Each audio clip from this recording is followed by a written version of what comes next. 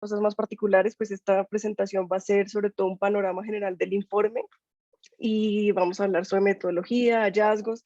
También si conocen gente que quiere más adelante acceder a esta presentación porque no pudo, la pueden encontrar en nuestra página web, que vamos a dejar un link al webinar. El día de hoy vamos a estar con ustedes 4 panelistas. Tenemos a Viola Roya, ella es investigadora asociada en el Global Disinformation Index y ha liderado proyectos de evaluación de riesgo de desinformación en más de 10 países. Está con nosotros también Jimena Zuluaga, que es profesora e investigadora y también ha trabajado en temas relacionados con historia social y material de los medios y las tecnologías, la transformación de las audiencias en el tiempo. Está Valentina Ibarra, quien es politóloga de la Universidad de los Andes y es analista en el despacho del director de la DIAN. Está también con nosotros Alejandra Pérez, que es politóloga y magíster en humanidades digitales, computadora del proyecto feminista Somos Hiedras. Y yo, Catalina Uribe Rincón, que soy profesora e investigadora del Centro de Estudios en Periodismo, trabajo temas de comunicación política, retórica y estudios de medios. No sé si ponemos de pronto tal vez ya la agenda de nuestro webinar ahí. Gracias. La agenda, como pueden ver hoy, va a hablar primero Viola del Global Disinformation Index, nos va a comentar sobre todo cómo funciona la metodología del proyecto y después vamos a hablar nosotras, las investigadoras del Grupo Colombia, y les vamos a presentar los distintos aspectos del grupo. Viola va a hablar en inglés rápidamente, pero nosotros le vamos a ir traduciendo los puntos claves. Ya después de esto, todo el webinar va a ser en español y vamos a hablar nosotras, las presentadoras de Colombia. Entonces, Viola, I now give you the floor. Thank you for the introduction and thank you for inviting me. So let me start by introducing the Global Disinformation Index, or GDI as we call it. So GDI is a non-for-profit organization that is based on 3 principles: independence, neutrality, and transparency. So when it comes to independence, GDI is a non-for-profit, first of all, and it is diversely funded. When it comes to neutrality, GDI is apolitical, global, and evidence-based. And lastly, when it comes to transparency, GDI's data and methodology are public, auditable, and disputable. Now I'm going to pause for the translation. Yeah, let me translate real quick, Viola. Bueno, el Global Disinformation Index, o el Índice Global de Desinformación, es una entidad no gubernamental que se funda en 3 pilares principales que pueden ver allí en la diapositiva: independencia, neutralidad y transparencia. La independencia significa que la organización es financiada de manera diversa, es decir, que ninguno de los participantes en la financiación puede aportar más del 33%, eso garantiza pues la independencia. La neutralidad significa que no tienen filiación política y que se fundan en evidencia sus investigaciones. Y transparencia significa que todos los datos, las metodologías son auditables y son consultables por los públicos, por el público en general. Thank you. We can pass on to the next slide. So GDI exists to catalyze industry and government to defund disinformation. And in order to do this, there are several departments that work from different angles. So as you see there's the Disinformation Index, the Intelligence Department, and the Policy Department. However, the core activity of GDI is reviewing the sites when it comes to disinformation or disinformation risk.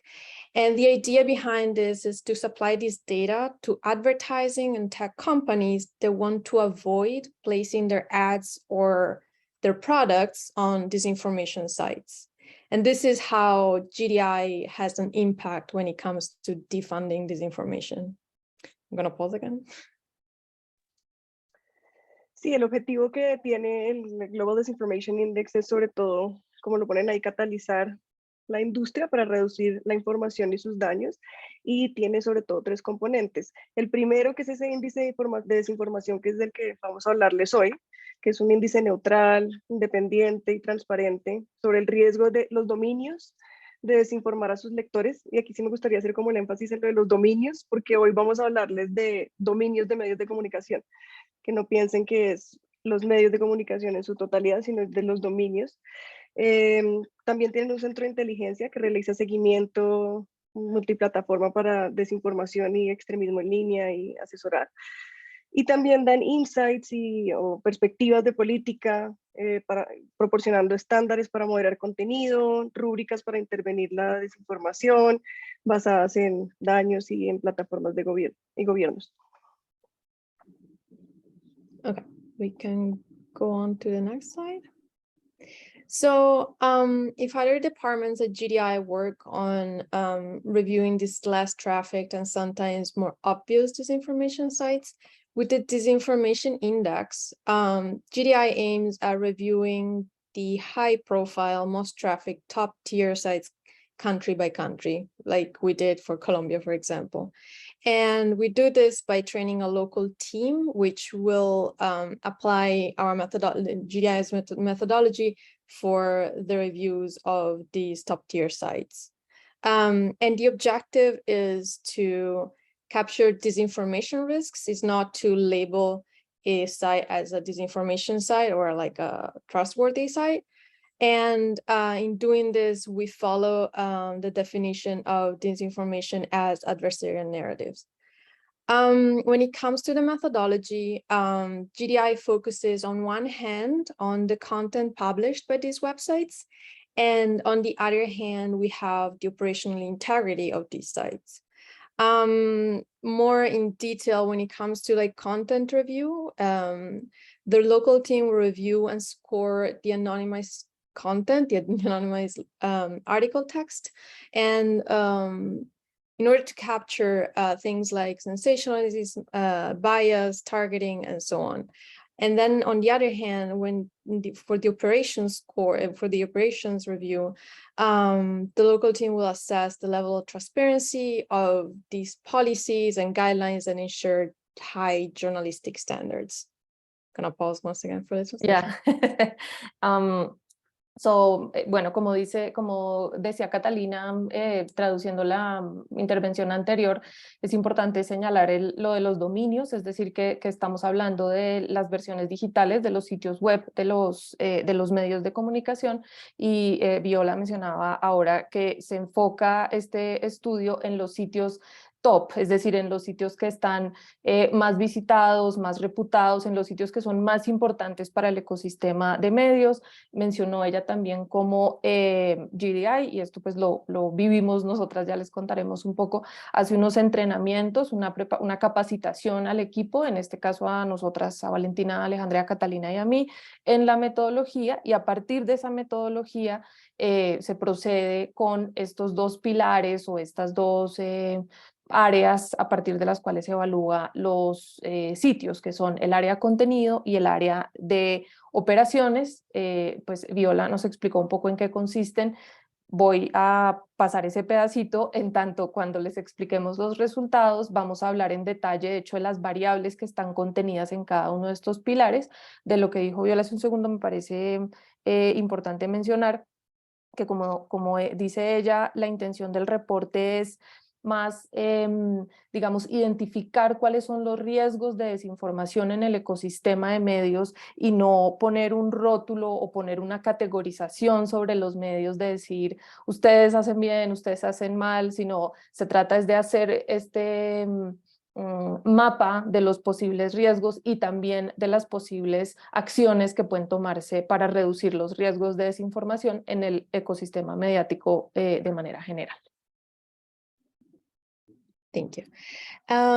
So now when it comes to the GDI methodology, we take some steps to make sure that we maintain neutrality throughout the process.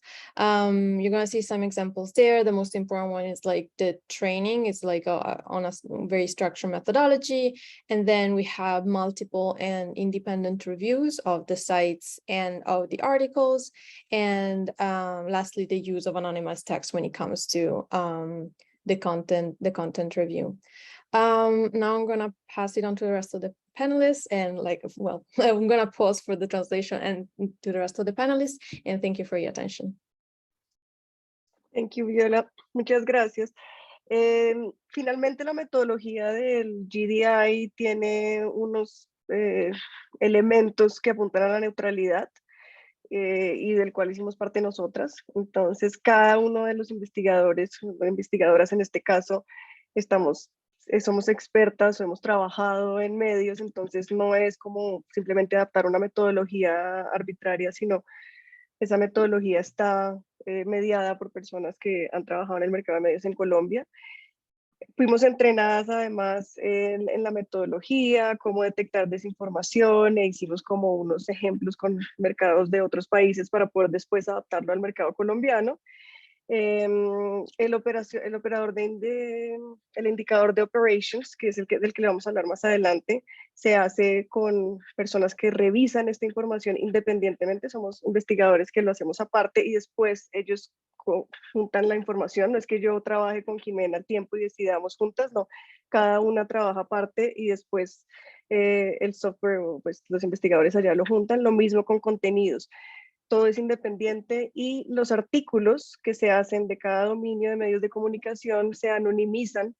En este caso, nuestras asistentes de investigación, Valentina y Alejandra, hicieron este trabajo de anonimización de contenido, que ahorita les van a hablar un poco de eso, pero básicamente le quitan el target, el rubro, pues esa parte de que pertenece a un medio de comunicación específico. Y ya con esto, entonces vamos a ir directamente a nuestro proyecto Colombia para contarles cuáles fueron nuestros hallazgos. Primero vamos a hablar de el panorama de los medios. Dejo a mi colega Jimena.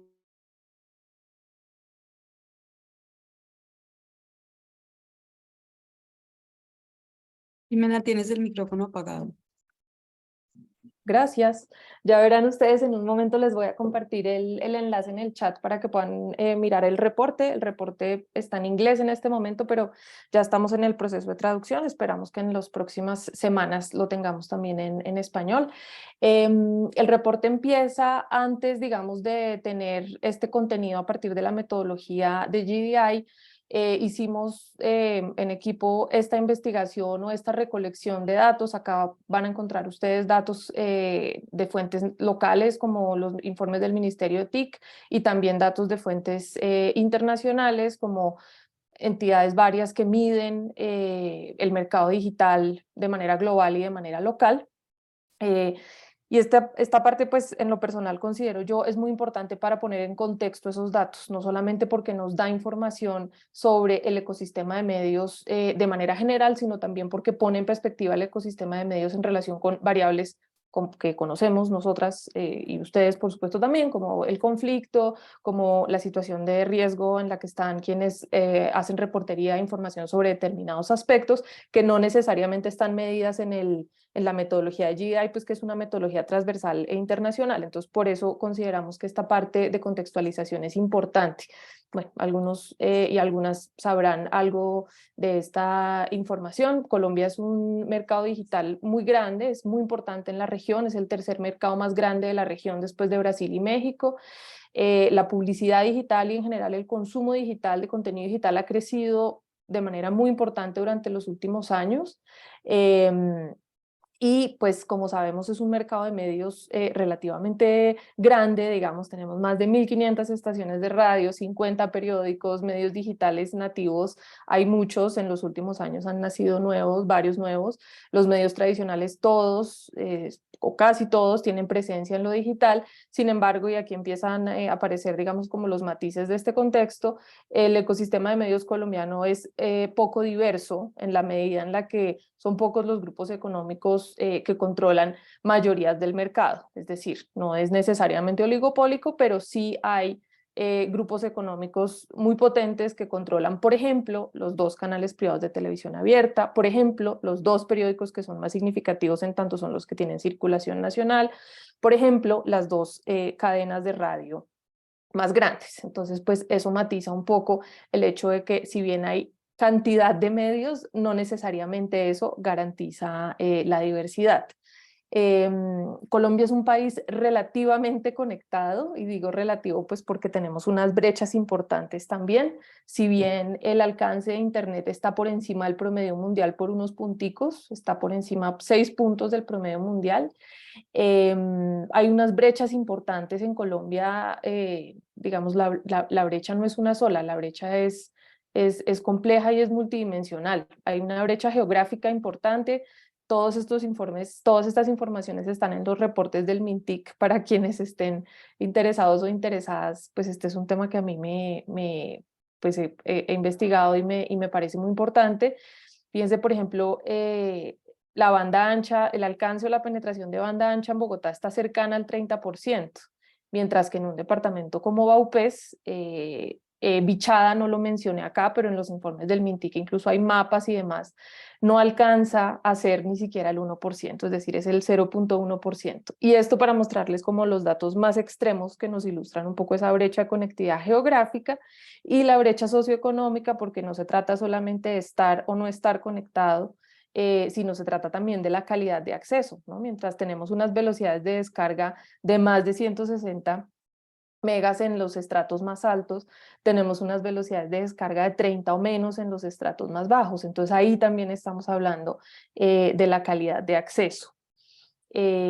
Colombia, como todo el mundo, es un país que ya está, lo que decimos como mobile first, es decir, que ya está tanto conectándose como consumiendo, como produciendo contenido para las plataformas móviles y para los dispositivos móviles principalmente.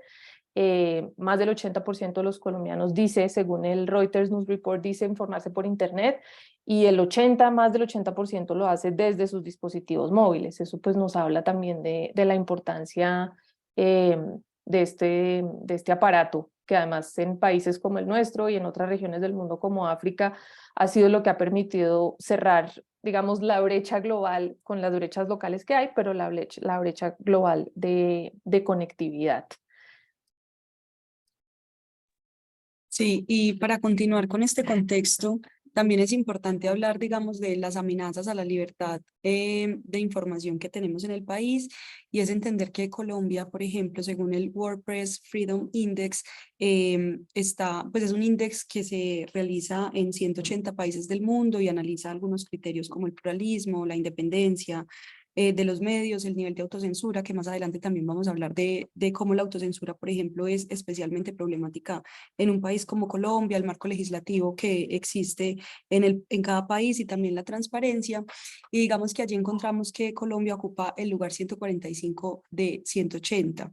Y digamos que allí, cuando les decía, este tema de la autocensura es bastante problemático, pues encontramos que los periodistas en el país, dadas las condiciones de conflicto armado, pero no solamente también de disputas por el conflicto armado, sino de disputas por el control económico de los medios de comunicación, como Jimena lo mencionaba hace un momento, pues también han identificado que hablar de ciertos temas es problemático, no solamente porque pone en riesgo sus vidas, sino porque también pone en riesgo la continuidad de un medio de comunicación o la continuidad de su puesto en ese medio de comunicación. Entonces, digamos que ahí nos encontramos como a una característica que afecta bastante el desarrollo de la libertad de la información, y que además es especialmente problemática porque es muy difícil de medir, ¿cierto? Porque es una acción individual que realizan los periodistas y que no hay forma de determinar qué tanta autocensura hay, pero definitivamente existe. Y digamos que también se identifican que ciertos temas, como por ejemplo el conflicto, la corrupción, el medio ambiente, o pues digamos está conectada con unas reacciones o unas contenciones hacia esos periodistas que se realizan de forma violenta. Además también pues tenemos un contexto de bastante violencia contra los periodistas. En los últimos 4 años hemos tenido 753 periodistas amenazados y 5 periodistas asesinados. y que además, de acuerdo con la FLIP, esto supone como una inversión en la lógica en la que se estaba, digamos, teniendo lugar la violencia contra los periodistas, porque mientras en el mundo se estaba viviendo un decrecimiento de estas violencias, en Colombia lo que estamos viendo es un aumento de estos casos de violencia. Y pues digamos ya para finalizar, también es importante poder hablar de cómo los medios están perdiendo su capacidad crítica, porque gran parte de sus ingresos provienen de publicidad que vienen tanto del gobierno como de empresas locales. Entonces ahí vemos fenómenos como, por ejemplo, como estas pautas veladas o esta generación de informes velados que finalmente pues terminan contribuyendo a un porcentaje de desinformación.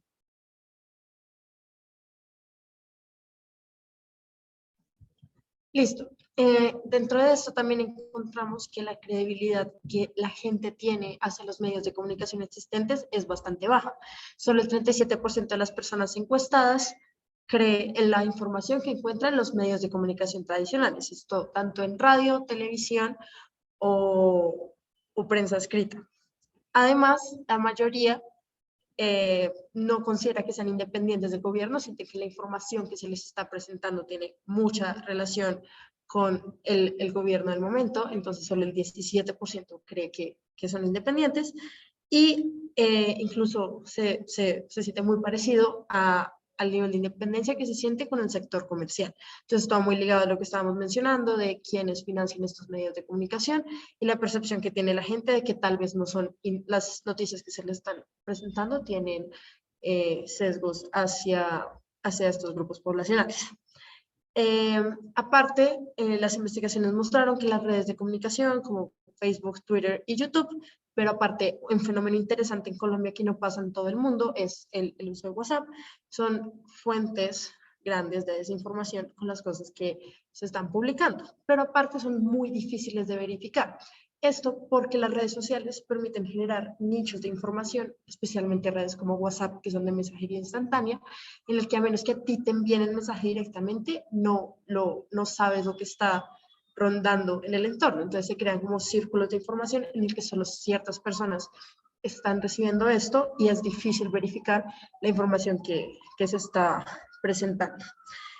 Por eso es que hay tanto interés en este momento de cómo identificar de dónde están surgiendo estas fuentes. El problema es que cosas como los posts de Facebook o especialmente los mensajes de WhatsApp es muy difícil como verificar de dónde están saliendo. Cualquier persona puede generarlos y puede empezarlos y de ahí como que siga su rumbo. Entonces es muy, muy, muy, muy difícil identificar esta fuente. Pero pues es un esfuerzo que se está haciendo para intentar identificar de dónde están proveniendo este tipo de mensajes. De todas maneras, se han creado algunas iniciativas que están intentando contrarrestar estos sucesos. Entonces tenemos Colombia Check, que lo que hace es como revisar noticias o como lo que está presentando ciertos políticos o ciertos medios de comunicación, como tal vez esta información no es certera, tal vez deberían revisar esto no es 100% verídico. También está el detector de la silla vacía, que antes lo hacían principalmente para las cosas que decían los políticos, pero en este momento están intentando hacerlo también con cadenas de WhatsApp, que era con lo que nos estábamos refiriendo anteriormente, es cómo encontrar estos mensajes de desinformación y cómo empezar a verificar para decir cómo esta cadena de WhatsApp no es verdad. También la red social Kawaii, que es una de video muy parecido en idea a TikTok, se alió con el Consejo Nacional Electoral para eliminar los videos que estuvieran como promoviendo desinformación durante la época de elecciones en Colombia, pero también para como publicar mensajes que fueran pues verídicos sobre cómo iban a funcionar las elecciones, etcétera, etcétera. Y está el Detox Information Project, que es como una encuesta que uno realiza donde te muestran tanto noticias falsas como noticias verdaderas y la idea es que uno intente descubrir cuál es cuál y así empiezan a entender qué tanto se relaciona la gente con estas noticias y qué tan buenos somos identificando los sesgos que tenemos. Entonces, por ejemplo, si alguien se identifica de derecha, si tiende a creer cierto tipo de noticias más que una persona de izquierda, por ejemplo.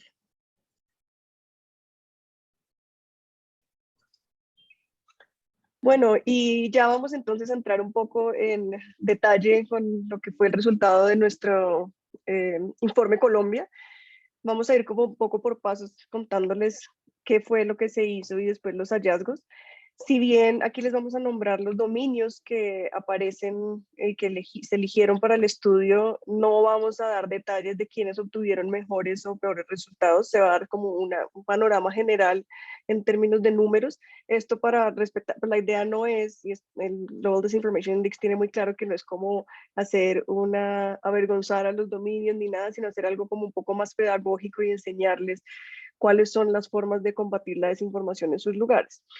¿Cómo se eligen estos dominios? Los criterios tienen que ver con índice Alexa, cuáles son los dominios que tienen más seguidores en Facebook y en Twitter, la relevancia, la disponibilidad que tienen de información en el sitio web.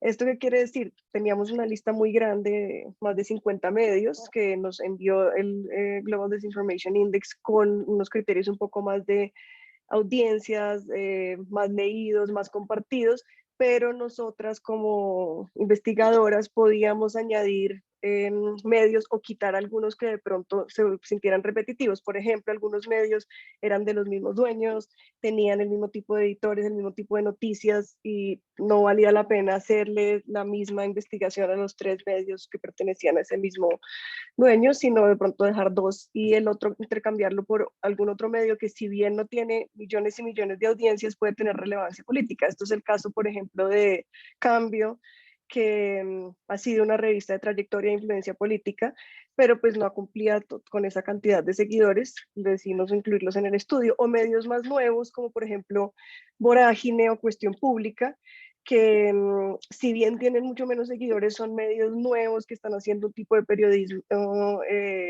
investigativo de un corte diferente a los otros y que también puede recibir retroalimentación con respecto a sus niveles de desinformación independientemente de su tipo de contenido. Entonces podemos poner la siguiente, por favor. Ya una vez elegimos los medios, pasamos a el momento como de hacer un análisis de contenido y un análisis de operaciones. El análisis de operaciones, como les dijo en un inicio Viola, está relacionado con las cosas que tiene el medio, por ejemplo, si aparece en el sitio la persona jurídica propietaria del medio, quién es la empresa matriz o el negocio del propietario del sitio, si es de propiedad privada, cotiza en la bolsa, si están los miembros de la junta directiva, si aparece quiénes son los editores, todo eso tiene que ver con la parte operacional. Y la parte de contenido ya es revisar los artículos que publica ese dominio y analizar cosas como sensacionalismo, uso de imágenes alarmistas, también cosas relacionadas con la producción de contenido periodístico, que son cosas que de pronto los que son periodistas asumen que es periodismo 101, pero en los distintos dominios nos encontrábamos que a veces el titular no coincidía con el contenido, la introducción o el encabezado de la nota no estaba basada en hechos, había sesgos, a veces se atacaba o había un targeting de ciertos grupos ideológicos. Eso fue lo que sigue después y dentro del resultado nos dimos cuenta que pues, el promedio es 58, que no está mal, pero tampoco es grandioso. Nos fue muy bien o relativamente bien en temas de contenido, siguiendo esta metodología, pero todavía nos falta mucho en la parte de operaciones. Los puntajes más bajos tienen que ver con los medios no publicando políticas editoriales, no publicando quiénes son sus fuentes de financiación, habiendo una concentración en los propietarios, entre muchas otras cosas. Esto fue lo que nos bajó en la parte de operaciones.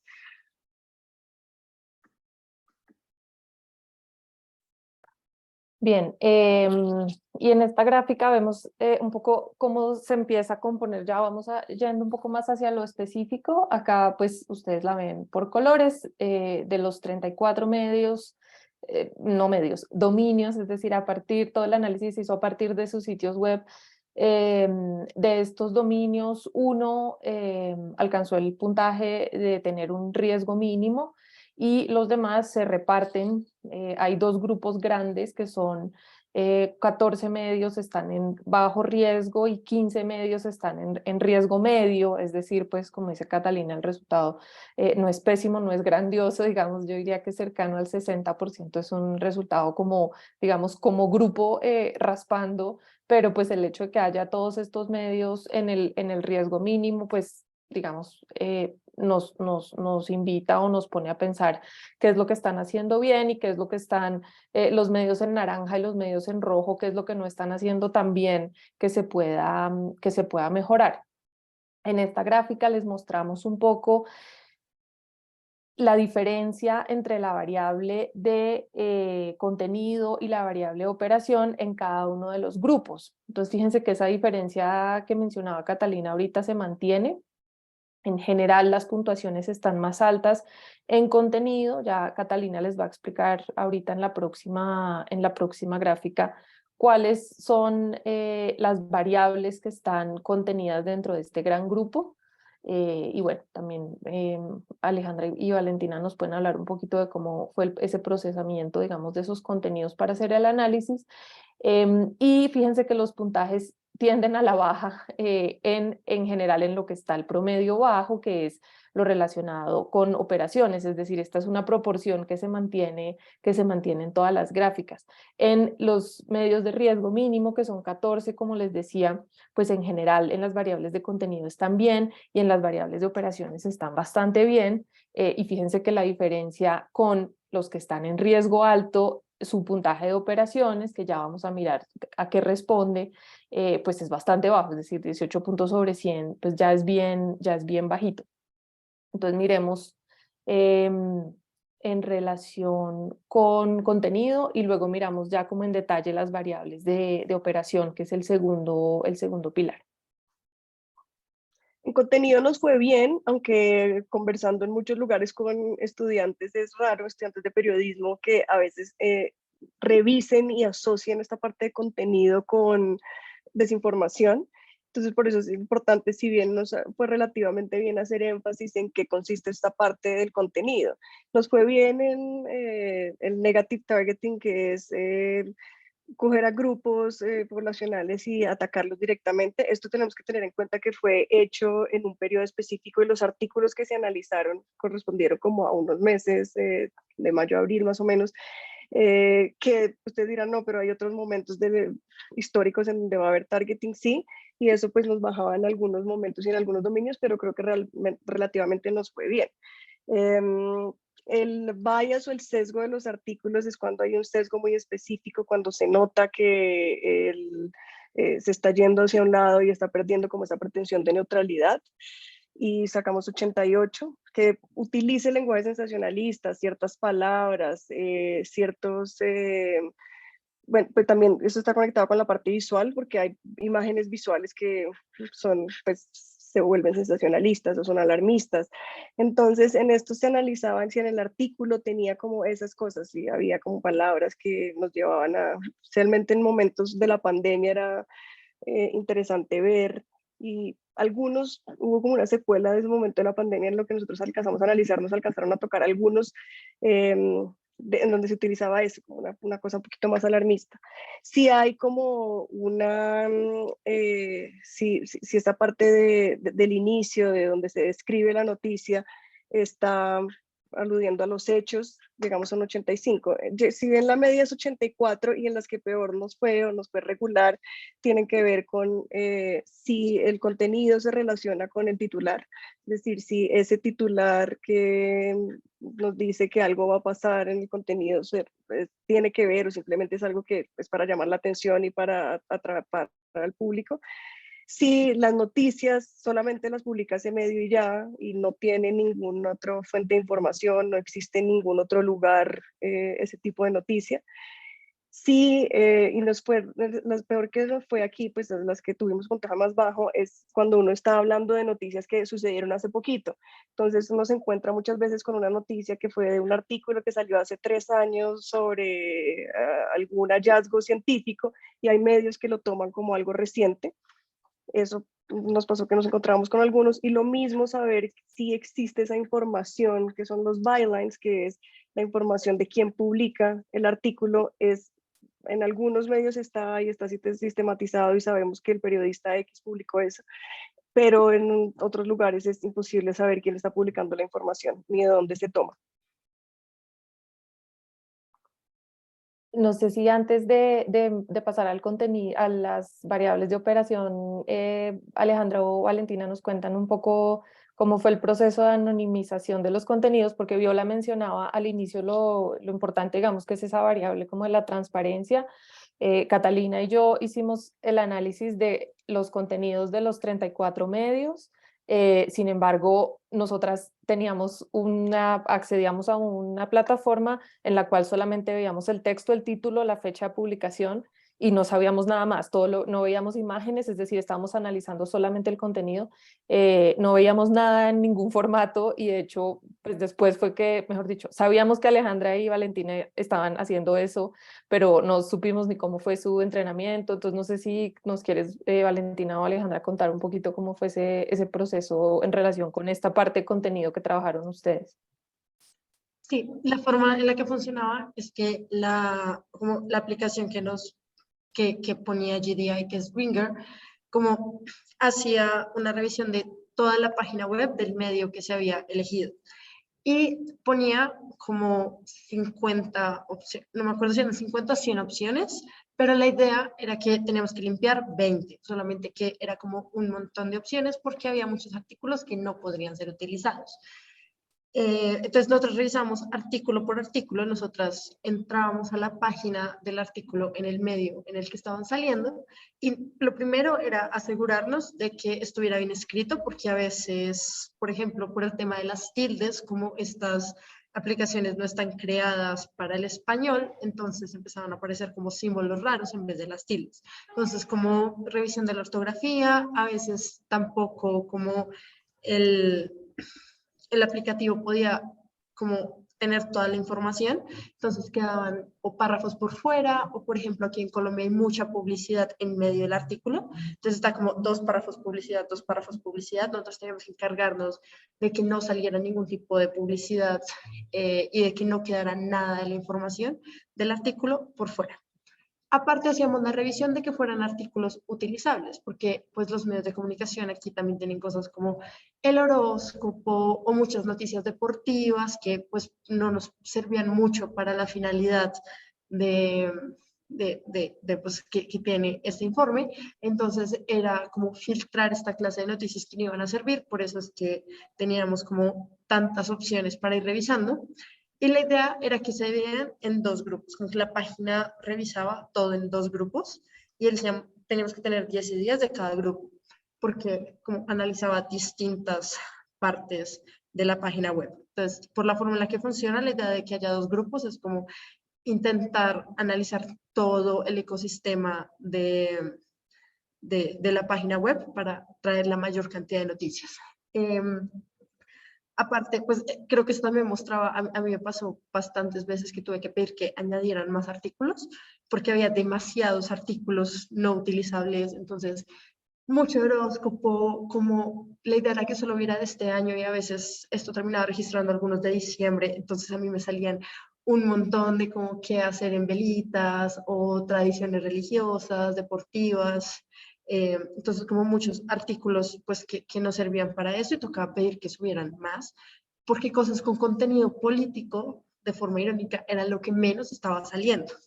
Y algo que yo empecé a ver, pues no sé si Alejandra tuvo la misma percepción, es que por ejemplo en los medios donde había cosas pagas, cuando no se podía abrir el artículo, como había más opciones, pues muchas veces se pasaba porque había más opciones y las pagas era solamente si no teníamos acceso a ellas. Y muchas de las opciones pagas eran las que hacían las noticias políticas. Entonces, pues como las que tenían yo creo que mayor contenido político fuerte, muchas veces no podían ser utilizadas porque eran de acceso pago, que pues ahí también puede generar dudas sobre el tema de acceso a este tipo de noticias. Lo otro que hacíamos después de revisar que estuviera toda la información era anonimizar dentro del archivo, porque muchas veces los medios ponen como la FM hizo esta entrevista. Entonces asegurarnos que dijera como este medio hizo la entrevista para que de ninguna forma hubiera un sesgo en el que pudieran, leyendo el artículo, identificar de dónde estaba surgiendo la noticia. No sé si Alejandra cree que toca añadir algo más.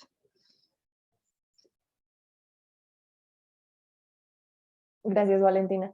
Entonces, bueno, esa fue la parte, digamos, relacionada con el contenido, a partir de la cual pues salieron estos resultados. Entonces ya después de todo ese proceso de, pues, de anonimizar y elegir esos contenidos que fueran suficientemente diversos, que representaran todos los medios, nos pasaron cosas como un medio tuvimos que quitarlo del estudio porque nos dimos cuenta que los links de los artículos no eran permanentes. Entonces, cuando Valentina y Alejandra habían tomado el contenido, después nosotras teníamos que volver para verificar, después de que ya habíamos hecho todo el review, teníamos que verificar las imágenes, teníamos que verificar la fecha de publicación, ya cuando no podíamos modificar el review y el enlace ya no estaba disponible. Entonces tuvimos, digamos, también estos como aspectos metodológicos en relación con la disponibilidad del contenido, además pues, de lo que dice Valentina.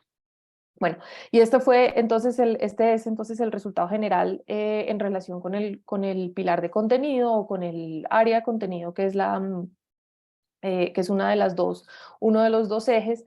Y en relación con el área de operaciones, pues digamos, esto se llama operations. Estamos hablando, claro, de aspectos operativos, es decir, de la operación del medio, digamos un poco como de la parte administrativa, pero también de la parte editorial.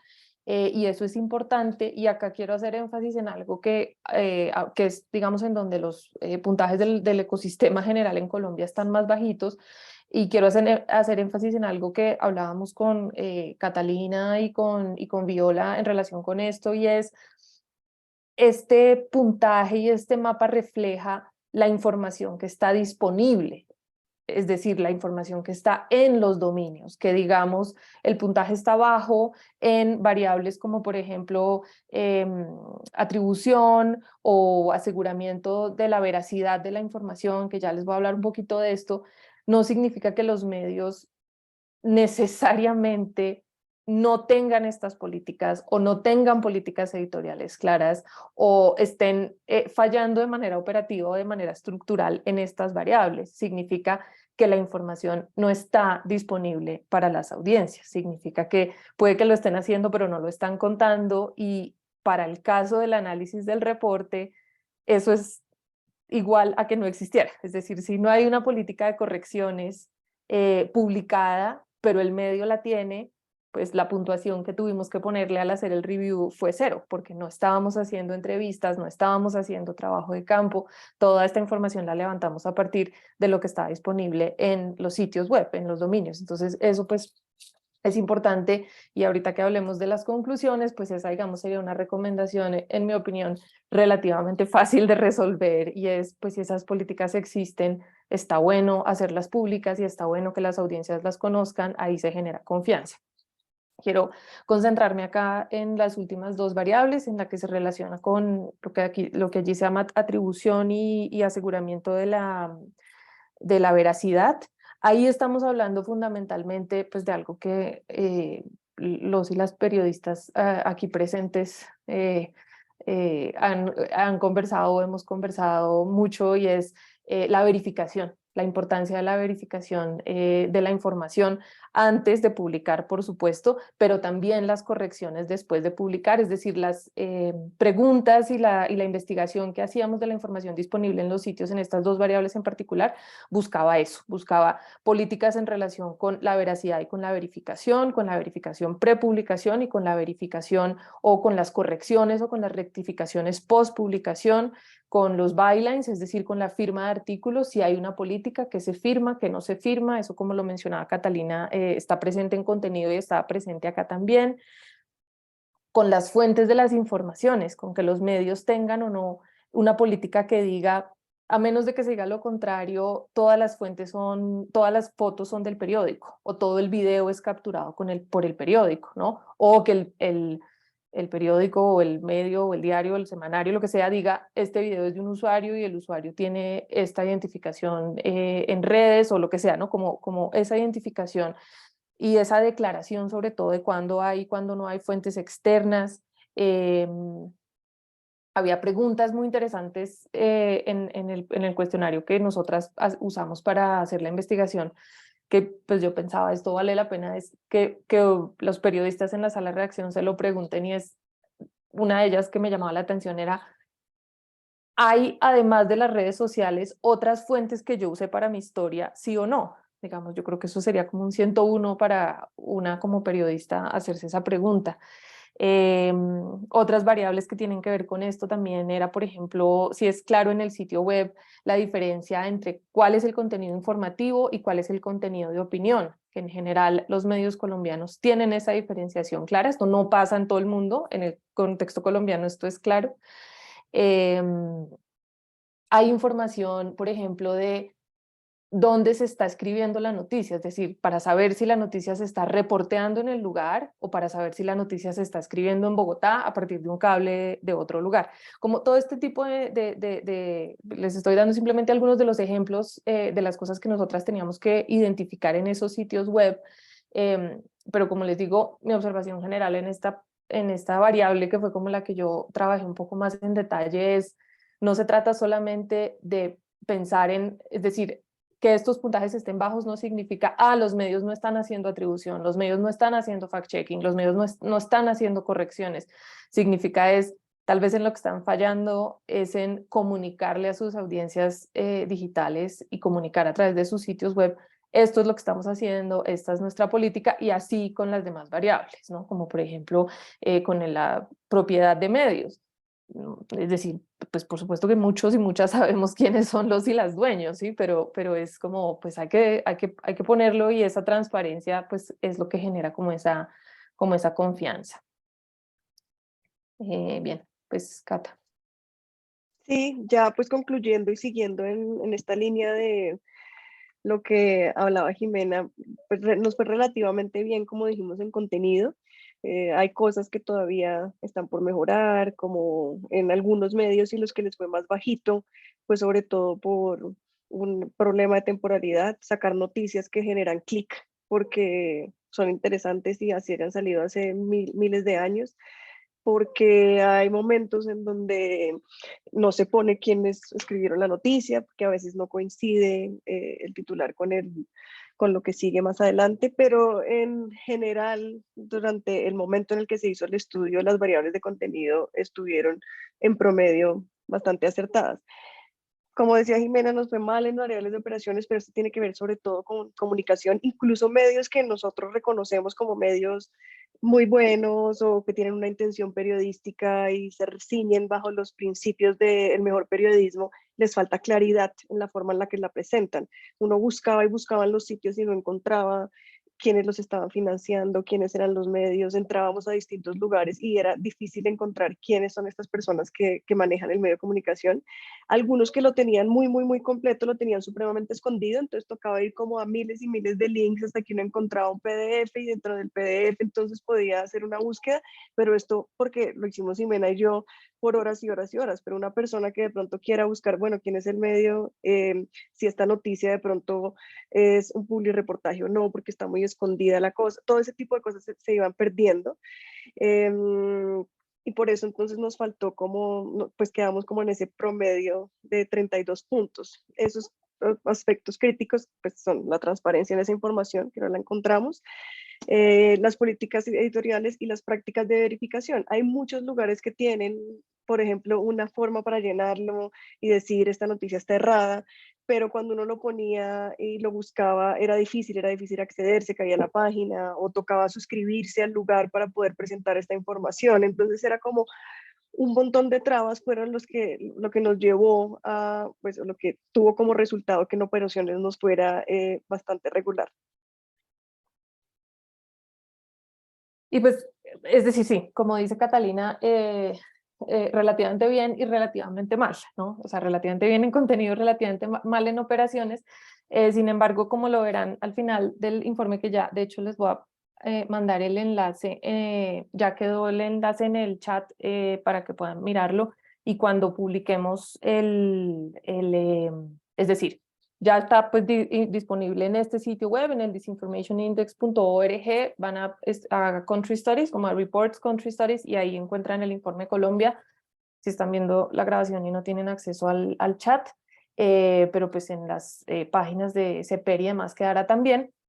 La parte final del informe incluye una especie de, digamos, como de recomendaciones dentro de la conclusión. Hay como una especie de acciones posibles a tomar, y en el caso de Colombia, pues son acciones de mejora factibles en la medida en la que, como les decía yo, en el caso específico de la variable operaciones, que se relaciona también con las políticas editoriales, en varios casos nuestra hipótesis es que no necesariamente se trata de ausencia de estas políticas o de ausencia de estas prácticas, sino es simplemente que no se están comunicando, que no se están publicando, o como decía Catalina, que están siendo confusas, o que la interacción, digamos, digital de los usuarios para acceder a ello está siendo compleja, está siendo confusa. Entonces ahí, digamos, es más como un asunto como de manejar la información y de compartir la información, pues como decía hace un momento, porque hacer pública tanto los estándares del medio, las políticas editoriales, las fuentes de financiación, por ejemplo, pues genera confianza entre las audiencias, lo que nos contaban Alejandra y Valentina al inicio, de que tanto los colombianos confiamos en nuestros medios y que tanto creemos que son independientes, pues esos porcentajes están muy bajitos. Y pues definitivamente la transparencia sí es algo que va a generar confianza, es decir, que va a ayudar a construir confianza. En algunos, digamos, medios esto es más explícito, en otros casos la información, como dice Catalina, está un poco escondida, y en otros casos pues está ausente. La encontramos en otras fuentes, pero pues este tipo de prácticas de hacer pública esa información y de transparencia, pues creemos que puede contribuir a esto. Y también adoptar y hacer públicas prácticas de verificación de información, no solamente para subir el puntaje, porque pues no se trata de subir el puntaje, sino pues de hacer mejor periodismo, básicamente, y la verificación pues sabemos que es el principio fundamental de esto. Bueno, en el reporte encontrarán, digamos, esto detallado.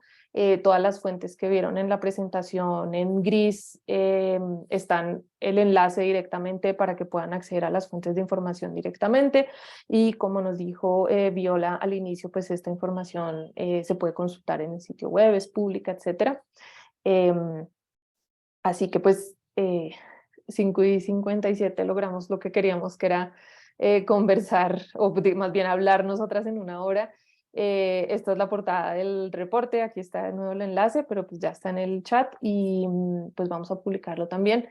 Es el momento si alguien quiere hacer alguna pregunta o algún comentario, pues voy a detener la presentación para si alguien quiere comentar algo, no sé, Viola, si tú quieras algo que tengas que agregar, o Alejandra, Valentina o Catalina, pues esperemos si en el chat o hay alguien que quiera levantar la mano, hacer algún aporte. Yo no levanto la mano, pero sí quiero hacer un aporte. Feliz Adelante. Catalina. Eh, Hola Juan, qué bueno verte. ¿Cómo vas? Muy bien, Gracias a todas. Ya sé que no me pueden dar secretos, pero los secretos no se guardan, en general, digamos. Entonces, yo solamente tengo como una inquietud que me parece que podría, es más mía, ¿no? No es para decir quién lo hace bien o quién lo hace mal. Pero existe una marcadísima tendencia especialmente digamos, entre los jóvenes, a hablar de medios tradicionales y medios no tradicionales. Se refieren usualmente a medios tradicionales, todo lo que les suena a siglo XX y como que se metieron al final en el mundo de lo digital. Y los medios no tradicionales son como Vorágine y La Silla Vacía, y medios que han nacido en el propio entorno digital. Mi pregunta es muy sencilla. Esos puntajes que ustedes defienden más, específicamente en términos de información, en términos de organización, pues sí, eso es más o menos claro que acá no se dice lo que en muchos casos se podría decir. Pero en términos de información, ¿podrían decirme si entre esos 11 privilegiados ¿hay más tradicionales o más digitales? Hola Juan, yo le puedo contestar, está muy repartido en general, ¿sabes? Es decir, yo tenía una hipótesis de pensar, seguramente los medios nativos digitales van a puntuar mejor porque tienen más información disponible o van a puntuar mejor por lo que usted mencionó.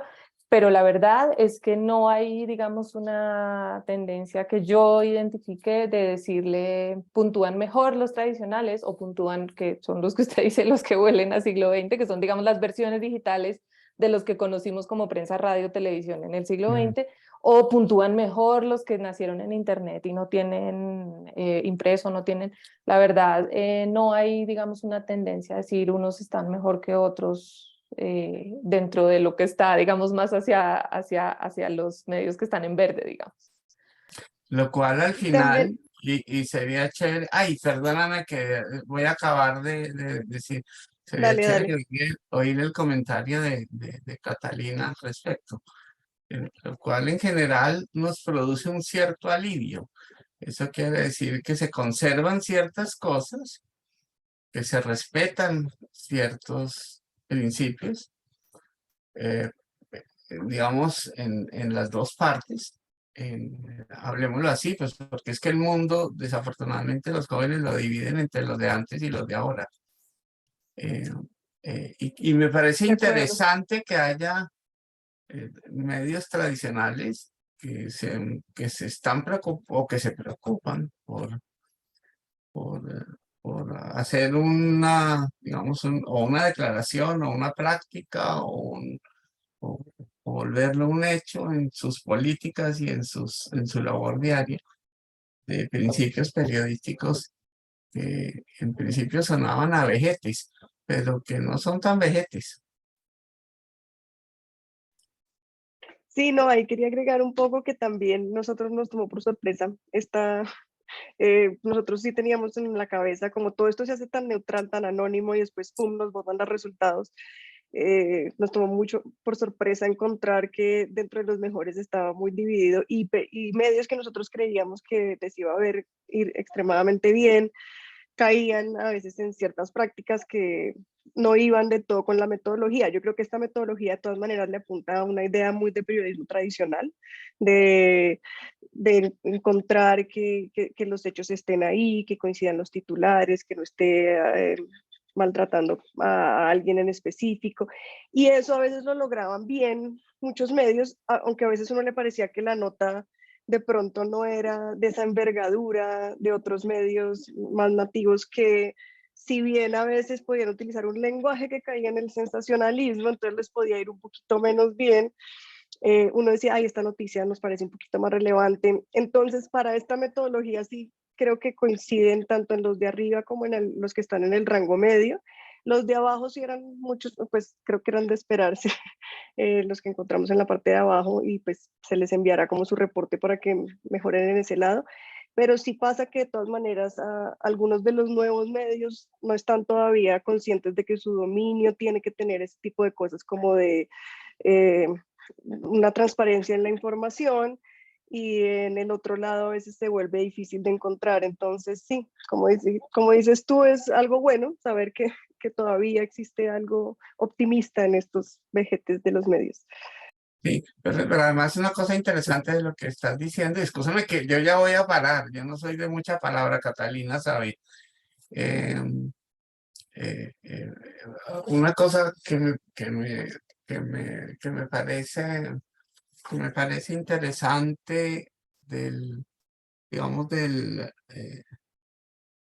de la escasa información acerca del origen, es que existe también como una marcada tendencia a decir que los tradicionales están en manos de los grandes grupos y esos son los malos, lo cual no necesariamente es cierto, digamos, es probable que tengan algunos sesgos en ciertas cosas. Y la otra tendencia es que los nativos digitales aunque si uno les pregunta, evidentemente sí cuentan de dónde vienen sus fondos. Pero ahí hay una discusión que es interesantísima. ¿Es mejor ser de George Soros, de Soros, o es mejor ser de los Santo Domingo? Y me parece que hay que superar eso, digamos, pero me parece muy importante que hayan encontrado que no se dice, porque decirlo es importantísimo.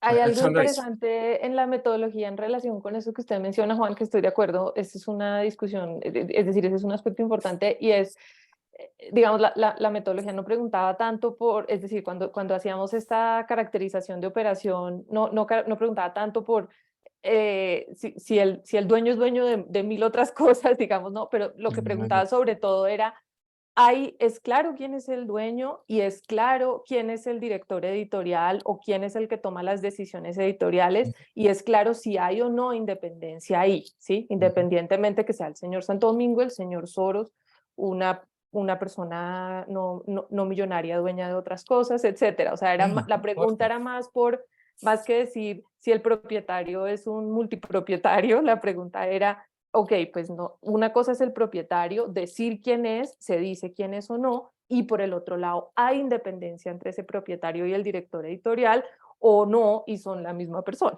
¿Sí? Entonces, la pregunta de la metodología que me parece acertada era más por ese lado. Último comentario antes de la persona del chat, el último, prometo, el último comentario. Me parece que el informe lo que muestra,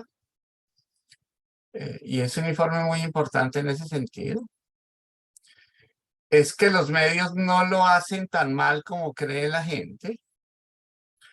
Y lo segundo, que eso significa que hay que seguir profundizando en la defensa de la proliferación de medios, no importa si son 50, 100, 20, 200, no sé qué, porque eso es una garantía del funcionamiento democrático. Es lo que a donde van mis reflexiones un poquito a ese tema de hay que definitivamente reflexionar alrededor de la importancia de la existencia de estas niñas tan queridas, Valentina y Alejandra tenían otro lenguaje, pero yo voy a decir un lenguaje sesentero del siglo XX y por eso hablo de medios.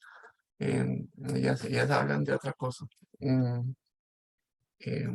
Pero me parece que es muy importante el informe en términos de que eso significa que se puede y se debe y se puede confiar y en principio es factible, digamos, defender la idea de la importancia de los medios para la subsistencia de un sistema democrático, que es una discusión inmensa y bastante complicada, que va más allá de la desinformación. Muchas De gracias acuerdo. por haberme invitado, No, Catalina. Muchas gracias a ustedes. Y aprovecho para echar una cuñita. Acá en la Universidad del Norte estamos también interesados en estar con ustedes en el Global Disinformation Index. En Barranquilla, yo estoy desde Barranquilla, a donde Catalina nos ha acompañado en más de una ocasión. Sería muy chévere además presentar el informe en general al departamento. Gracias a todos claro y que sí, gracias a sería, BR que no la oí, pero gracias, ha estado ahí muy formal. sí, ella estuvo al inicio hablándonos un poco de la metodología, Es que yo me pensando perdí, como, ya. sí, ese inicio, ella estaba hablando ahí de esa Bueno, metodología y muchas gracias por tu comentario, que creo que sí, es muy válido eso de la cantidad de medios y de hecho uno de los ítems que a mí al principio me conflictuaba un poco con respecto a evaluar el tipo de artículo era si ese artículo aparecía en otros medios. Entonces como que algo de que fuera bueno era que apareciera en otros medios y yo decía, pero a veces hay lugares en donde el artículo es único y es una cosa de investigación, pero uno después empezaba a dar cuenta que sí había unos, los que peor les iba, los que tenían un ranking más bajo en eso de contenido, era cuando se publicaba una noticia muy al azar, muy que no tenía que ver. Entonces, cuando había muchos medios y no encontraba como esa cantidad, había una forma de controlar.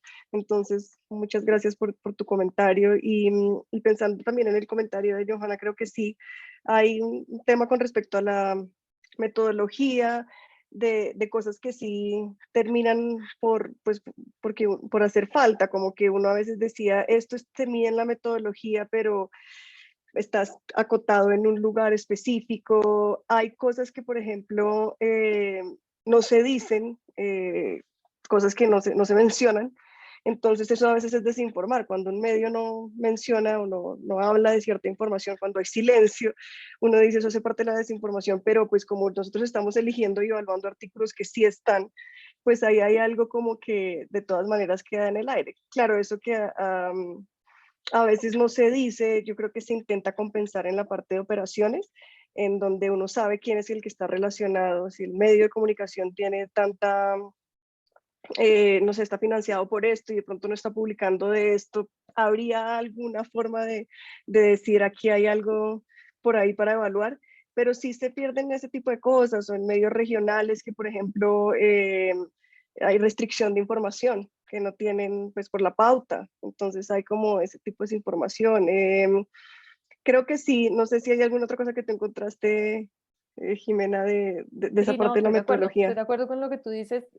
Yo diría que son dos cosas, digamos, por un lado, como bien dices, la ausencia de información, es decir, no puedo reportar sobre esto, no puedo contar la historia completa porque es mi financiador, no puedo contar la historia completa porque es el gobierno local que es el que me paga mi pauta, entonces no lo puedo contar.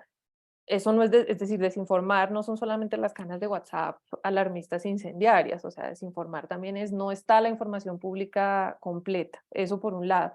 Y por eso me parecía tan importante y me parece tan importante que el reporte contenga esa parte contextual en donde mencionamos brevemente, porque tampoco había mucho espacio, la problemática de la autocensura que en mi opinión es crítica en Colombia, o sea, eso es una cosa pues, que pasa en otros lugares del mundo, pero en Colombia pasa de manera dramática, eso por un lado. Y por el otro lado, una variable, o no sé si es una variable, pero un aspecto que es muy difícil de medir, y es la calidad de la información, que lo conversábamos con Catalina.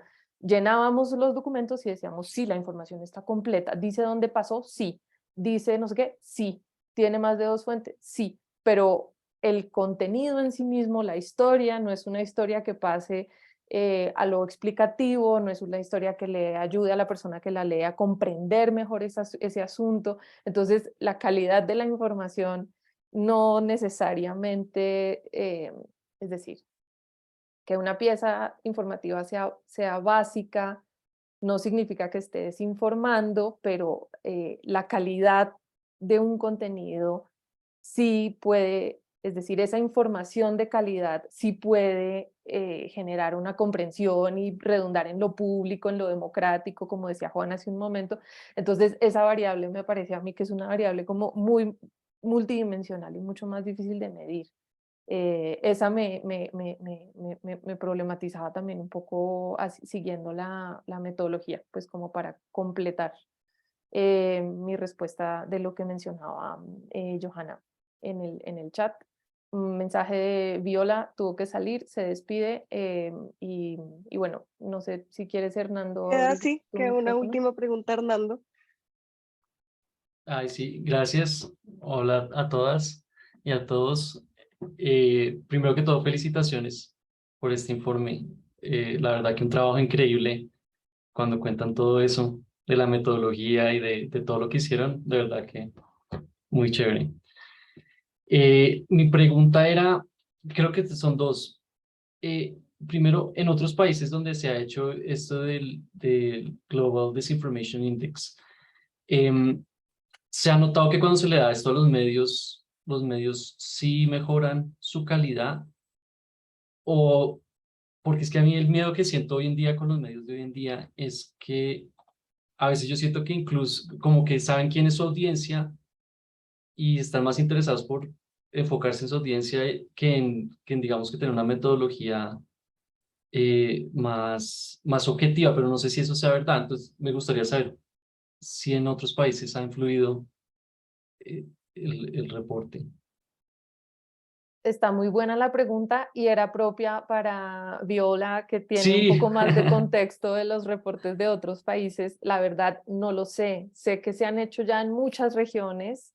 En América Latina leímos los que había, leímos Argentina, leímos, bueno, de Europa leímos varios también, de Asia leímos varios. Lamentablemente no sé cuál ha sido el impacto en otros países. Lástima, Viola hubiera sido la Sí, indicada para responder. No Yo sé creo si que con quieres que respecto si a... puedo hacer un comentario, Catalina, alrededor. Sí, claro, no, yo iba a Yo, decir, yo no, sí, claro, yo no, yo, yo no he trabajado Global Disinformation Index, que quede claro, pero sí trabajé mucho sí, tiempo en un medio tradicional. Eh, por ejemplo, los informes que produce la misión de observación electoral, el MOE, que se le dan a los medios después de haber hecho el análisis. Son informes de la más variada procedencia. Si le dieron mucho más espacio a un candidato que a otro, o si no sé qué, o si se movió, etcétera, etcétera. Uno podría llegar a pensar que no se traducen en cambios importantes quizás dentro del medio. Y hablo específicamente a nivel regional. Yo estoy más en la región y es distinto, digamos, el funcionamiento sí es diferente. Pero creo que son absolutamente indispensables. Son indispensables porque hay que fomentar un debate público alrededor de los distintos aspectos que están afectando un ejercicio del periodismo que en últimas lo que se necesita es que haga que mejore función esta cosa. Entonces yo te diría, el MOEA aparentemente a uno le llegaba y le decían, no, es que usted no puso el dónde o el qué o el no sé qué. Sí, probablemente, y uno quizás hacía una lectura de eso, quizás un poco personalizada, pero sí llamaba y hacía algo con los redactores. No sé si eso produzca grandes cambios. Lo que sí es absolutamente cierto es que eso se necesita para que el sistema democrático funcione mejor. y yo creo que pues yo pues podría intentar especular en lo que uno conoce medio de medios ahí y me imagino que habrá varios que sí se preocuparán mucho y tratarán de hacer cambiar sus políticas. Sé de medios que se han preocupado muchísimo y lo han hecho y que se van a llevar de pronto alguna desilusión porque caen, pues quedan mal calificados en otras cosas, entonces uno sabe que se van a preocupar y supongo que los que ya conocemos, estilo los que buscan ser Fox, ese tipo de cosas, de pronto en contenidos no modificarán mucho, pero sí se podrán preocupar por subir en esos estándares ya de operaciones y de divulgar cierta información. Pero sí vale la pena hacerle la pregunta a Viola. Y no sé, tú tenías otra pregunta, ¿no? Dijiste, Hernando. sí, no sé si va de la mano o no, pero también lo que mencionaron de las redes sociales, de Twitter, de YouTube, que son cosas difíciles de medir, pero no sé también si es una impresión o si de pronto el GDI tenga un proyecto también de comenzar a estudiar esa parte y qué tanto, por ejemplo, qué tanta influencia han perdido los medios eh, versus estas otras cosas. O sea, uno a veces me da la sensación de que un mensaje en WhatsApp que uno no tiene absolutamente ni idea de quién lo escribió, pero que lo manda la gente, puede hacer más daño que un artículo, eh, por el simple hecho de que la gente de pronto no se, ya ni siquiera está leyendo medios, sino solo ve su WhatsApp o solo se mete a Twitter. Entonces, no sé si haya como algún proyecto del GDI para medir eso o si ustedes saben si esa influencia de los medios se ha perdido versus estas otras redes. Pues a mí me parece esa una... Ah, bueno, si quieres darle, Valentina, yo te dejo. No, tranquilo, yo puedo responder un poco a eso porque esa fue la parte del contexto que yo analicé, entonces el GDI per se no estaba trabajando eso, pero el Observatorio de la Democracia de la Universidad de los Andes hace cada 2 años un análisis de este tipo de percepciones de la gente. Y una de las cosas que preguntan es sobre confianza en instituciones y confianza en medios. Y de ahí fue que vimos como la popularización también de este tipo de plataformas. Y pasa que cada vez que hace el informe, más personas dicen que desconfían de las noticias que ven de medios tradicionales y más personas dicen que se informan a través de redes sociales. Entonces se les pregunta como qué tipo de redes sociales tienen y lo que termina pasando es que la mayoría de personas se están informando por Facebook, lo cual pues es sorprendente considerando que la gente tiene, pues siento que una percepción de que la plataforma política es Twitter, pero la mayoría del país no tiene Twitter. Pero aparte no es WhatsApp la que más se está usando para divulgar información, sino mucha gente decía que se estaba informando por Facebook.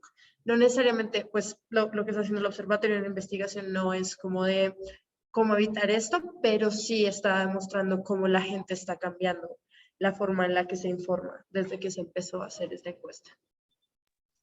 Y yo ahí lo que iba a añadir es que para mí sí fue problemático un poco y yo hago mucho énfasis en que el estudio aquí es solo de dominios, porque sí nos pasaba a veces con Jimena que decíamos, ¿cómo así que uno encuentra en el dominio, no sé, de la página tal, uno ve que las noticias están más o menos bien escritas, pero cuando uno empieza a mirar en un ítem específico que es si corresponde el titular con el contenido, uno se da cuenta en redes sociales que eso es de lo más no corresponde, porque las redes sociales buscan, y el título que se utiliza en redes sociales no es el mismo título que se utiliza en el dominio, cuando uno le da clic entra y es otro titular. Entonces creo que sí vale la pena y pues cuando lo discutamos con el Global Disinformation Index, yo sé que hay otros lugares que lo hacen como dice Valentina, pensar en cómo se pueden unir y pensar en el medio y no solamente el dominio. Claro, es más difícil, pero la parte de, si tocaría incluir eso de redes, que creo que es difícil. Y puedo agregar una Em, cosita, Catalina, un poco claro, para Hernando y para Valentina. Está bien, digamos, en un sentido que se mida la credibilidad de los medios. Y es muy interesante la pregunta de Hernando, porque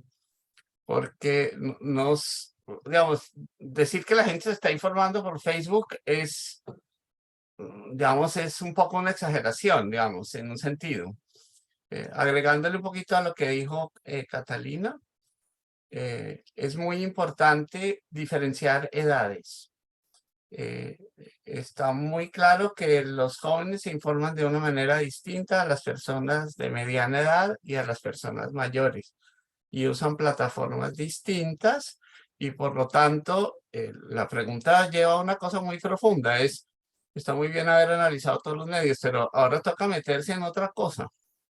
Y esa otra cosa tiene que ver con redes y información, pues porque la gente sí se informa de otra manera.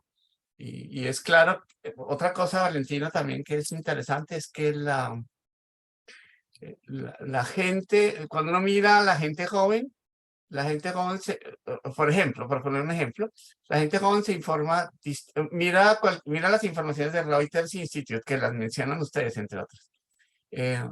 Y te darás cuenta que la gente joven se informa por plataformas distintas aquí o en Estados Unidos o en Japón o en Francia. Por lo tanto, es todavía más inmenso el dilema que plantea Hernando, que me parece que es supremamente importante. sí, Hernando. Sí, no, pues agregar, pues bueno, ya más allá entonces del informe de GDI, pues aprovechando que están ustedes que son periodistas, ¿cuál es el riesgo de eso, de un mundo donde la desinformación crece y cada vez menos la gente se informa con fuentes confiables? O sea, ¿qué puede llegar a pasar en el mundo? ¿Cómo lo ven ustedes ya como periodistas más allá del informe? Pues una pregunta más personal. Yo creo que puede contestar Catalina, que es la que le ha metido muela al asunto. Bueno, yo no conozco a Jimena si le ha metido muela al asunto, pero sí sé que Catalina puede darte una respuesta, pero tiene Creo que ver que con algo que yo ya mencioné, y es que, digamos, la importancia del sistema democrático sí está en dirección directa a la existencia de espacios mediáticos y de información. Y por lo tanto, tu pregunta también es es muy amplia, pero es muy, muy importante. Yo simplemente te doy el ejemplo de lo que ya vimos. Puede pasar lo que pasó con el Brexit, puede pasar lo que pasó con la elección de Donald Trump, puede pasar lo que pasó con el plebiscito, y es los que estamos en una situación de privilegio porque estamos en las ciudades, porque somos ciudadanos informados, informadas, contrastamos fuentes, tenemos educación de medios, digamos, tenemos como todas esas herramientas. Estábamos en una burbuja como de aparente desinformación nuestra, pensando que ese consumo diverso y responsable que nosotros hacemos era lo que estaba sucediendo, y eso sucedió en Estados Unidos también, etcétera. Y fíjate que la información que se estaba moviendo era otra. Entonces, el riesgo es todo. Es decir, el riesgo es todo en términos como de lo que ha sido tradicionalmente el rol de los medios en la esfera pública, y hay toda suerte de hipótesis. Es como, bueno, no, pues ya, colapsa la esfera pública, deja de existir, ¿no? Esa es como la más apocalíptica. Una un poquito menos apocalíptica es, no, pues hay esferas públicas diversas. Entonces, los videos de perritos empiezan a ser parte de mi esfera, que no es una esfera pública, pero es una esfera como que comparto con otras personas, pero también esos otros asuntos que tienen que ver con Hidroituango, que tienen que ver con Ucrania, que tienen que ver como con los asuntos públicos tradicionales. Esa es, digamos, como la más optimista, entre comillas. Em, pero al final lo que pasa es que sí, que las informaciones pasen por redes que son intermediarios de información, que no tienen el compromiso público, digamos, ni la tradición dentro de lo público que tienen los medios de comunicación, es grave, porque es un mercado de contenidos y no necesariamente el rol tradicional de los medios, que se debe a que las audiencias estén informadas de manera responsable, que nosotros tenemos un compromiso público de contrastar fuentes, en fin, todas esas cosas, sino un poco lo que decía Mark Zuckerberg, recién elegido Trump, y era como, pues no, pues perdón, yo solo era un intermediario, y pues en Facebook lo que pasa es que los usuarios comparten el contenido y pues no es culpa mía, yo no soy un medio de comunicación, no tengo esa responsabilidad, soy un intermediario. 2 meses después le tocó contratar periodistas, armar unidad de verificación y empezar a despublicar una cantidad de información, porque ya la cosa se salió de control. Entonces, pues yo creo que estamos como testigos de la historia de cómo eso se está transformando. Bueno, yo creo que con estas dos respuestas les agradezco muchísimo a los que estuvieron aquí.